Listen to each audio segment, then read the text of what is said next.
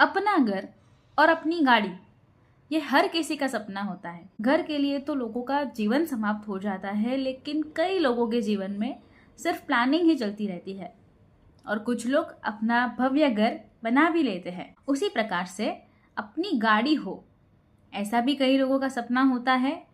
कई लोगों का सपना साकार हो पाता है, कई लोगों का साकार नहीं हो पाता है। किंतु गाड़ी लेने के बाद उनके जीवन में जिस प्रकार की परिस्थितियां आती है, ऐसे बहुत सारे केसेस आपके संज्ञान में भी होंगे और मेरे संज्ञान में भी है।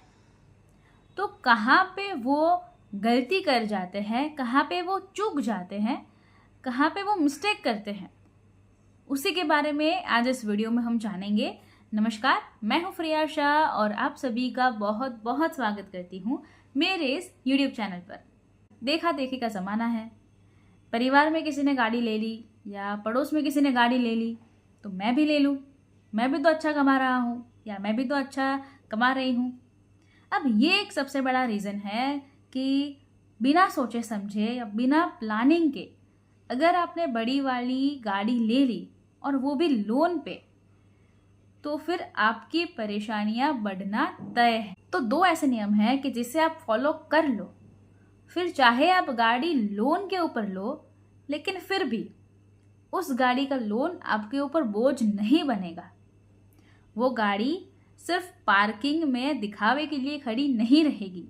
आपने भी देखा होगा कि कई लोगों की गाड़ी जब आती है नई नई, तब शुरुआत में 1-2 महीने बहुत घूमती है, लेकिन उसके बाद वो सिर्फ एक ही काम करती है, वो है पार्किंग की शोभा बढ़ाना।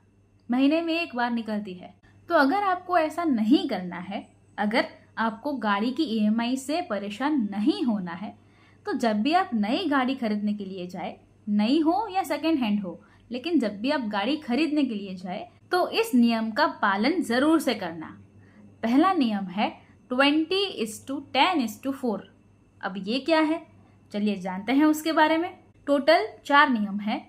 पहले जो मैंने आपको बताया 20:10:4, ये पहले 3 नियम है। पहले नियम की बात करें 20, जितनी भी कीमत की गाड़ी आप खरीद रहे हो उसका मिनिमम 20% डाउन पेमेंट आपके पास मौजूद होना चाहिए। 20% से ज़्यादा हो तो अच्छी बात है, लेकिन मिनिमम 20% आप जो भी कार खरीद रहे हो उस कार की टोटल वैल्यू का डाउन पेमेंट अगर आपके पास है तो ही आपको वो कार खरीदनी चाहिए। दूसरा जो अद्भुत नियम है वो है 4, मतलब अगर आप गाड़ी लोन से ले रहे हैं, अब तो हर कोई गाड़ी लोन से लेता है, तो आपको एक बात का ध्यान रखना है कि आप गाड़ी लोन से ले रहे हैं, चाहे वो फाइनेंस हो या बैंक हो, तो आपको वो लोन 4 वर्ष से अधिक की नहीं रखनी है, मतलब नहीं लेनी है। अब तो फाइनेंस कंपनी और बैंक 7 वर्ष तक की, और अगर बड़ी गाड़ी हुई तो 10 वर्ष तक की भी लोन देती है।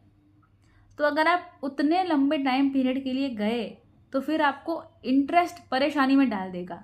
तो कार खरीदने का दूसरा नियम है कि आपकी कार की लोन 4 वर्ष में ही समाप्त हो जाए, ऐसी ही लोन आपको लेनी चाहिए। कार खरीदने का जो तीसरा नियम है वो है 10, मतलब आप एक महीने में जितना कमाते हैं और उस कार के लिए आप जितनी EMI पे करेंगे वो उसके 10% से ज़्यादा नहीं होनी चाहिए। मतलब अगर आप एक महीने में 1 लाख रुपए कमाते हैं तो 1 लाख का 10% हुआ 10,000 रुपये। तो उस गाड़ी की EMI 10,000 से ज़्यादा नहीं होनी चाहिए अगर आपको कोई परेशानी नहीं चाहिए तो। और सबसे इम्पॉर्टेंट 4th रूल 50। अब ये 50 क्या है? तो ये 50 ये है कि आप पूरे वर्ष में जितना कमाते हैं, मतलब आपकी एनुअली जो भी इनकम है, मान लीजिए एनुअली आप 24 लाख अर्न करते हैं, मतलब महीने के 2 लाख रुपए, तो एनुअली आप 24 लाख अर्न करते हैं मान लीजिए, तो उसका 50% मतलब 12 लाख।